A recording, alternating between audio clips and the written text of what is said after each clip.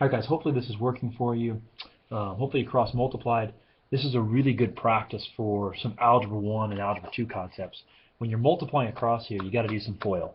When you're multiplying across here, you have to do some FOIL because it's a binomial times a binomial.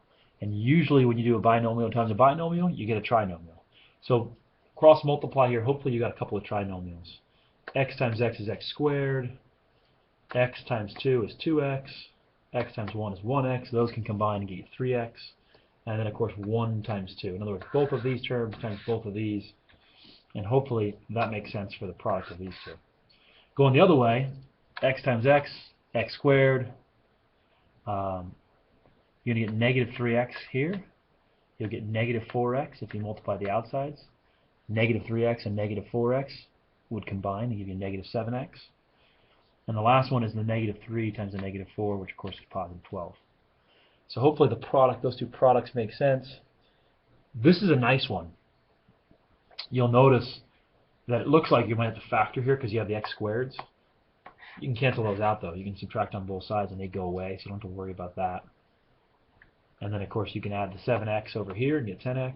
You can subtract the 2 over there, and what a nice value for x. X is 1.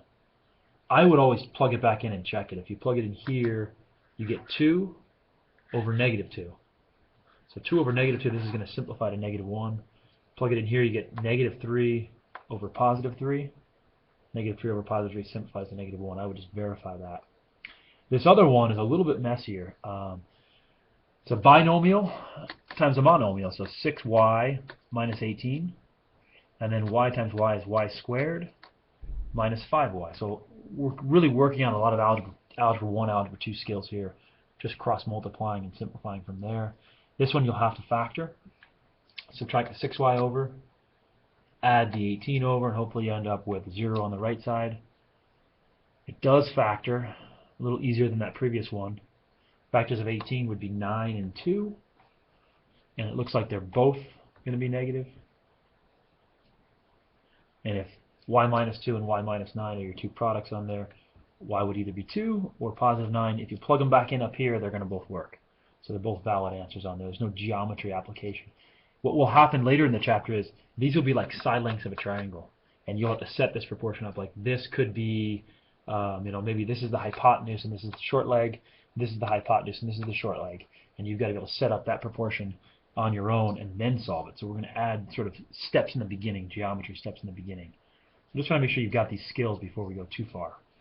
This is a pure algebra question, and it is usually very commonly missed.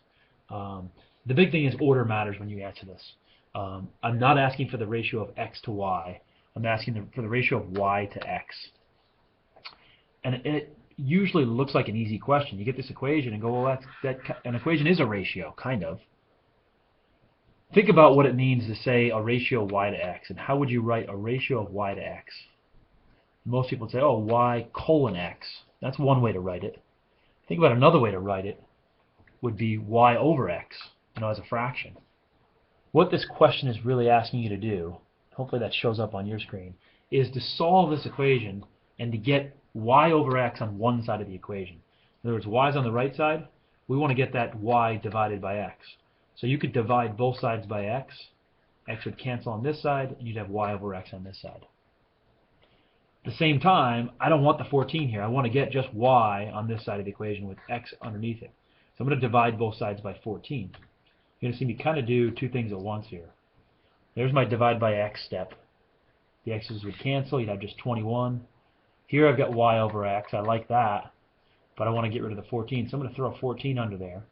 So the 14s will cancel here, and you have 21 over 14 on this side.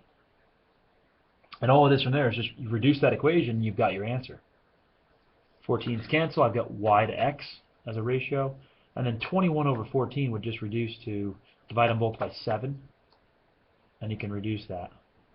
7 goes into 21 3 times. 7 goes into 14 twice. And that is your answer. That's a 3 to 2 ratio. It's not 2 to 3. It's not okay to answer that question backwards. This is like saying, another way to ask this would be, which one's bigger, x or y, and how much bigger is it? Well, you could say it's y is larger by a 3 to 2 ratio. You could say y is larger by 1.5 times, if you think of reducing this, or as a mixed number, 1.5 or 1.5.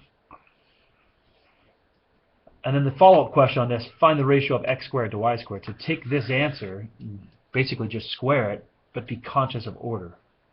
You know, x to y would be a 2 to 3 ratio. So we're saying 2 squared to 3 squared is our ratio we're looking for here. So 4 to 9. And we're going to come up with some applications of that when it comes to area later in the chapter. And you can't call this 9 to 4. It's not the same thing. X squared is smaller than y squared by a 4 to 9 ratio. So hopefully those make sense. You could also call this 4/9. That's another way to write that answer as a fraction. Nothing wrong with that. So there is a homework assignment. Before you get to that, these are the answers. Hopefully you can see this. I'll try to move this a little closer maybe. These are the answers to last night's homework. I don't necessarily like the format of the answers, but hopefully you can see them all there. Check them out. Make sure you solved your proportions correctly last night. You know, I would rather see this as 4.5. I'd rather see this as 1 2/3. I'd rather see this as -2 2/5. You know, some of these fractions I'd rather see them as mixed numbers. This one I'd rather see as 8 2/3 maybe.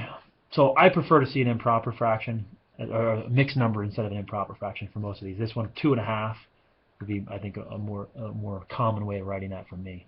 But those are the answers. Hopefully you solved proportions correctly. The homework for tonight, which you can certainly start in class right now, is out of the textbook on page 457. It's solving proportions. You know, a lot of the questions you'll have 2 answers. Just be careful with those quadratics. And enjoy. I expect to be back on Wednesday. Adios.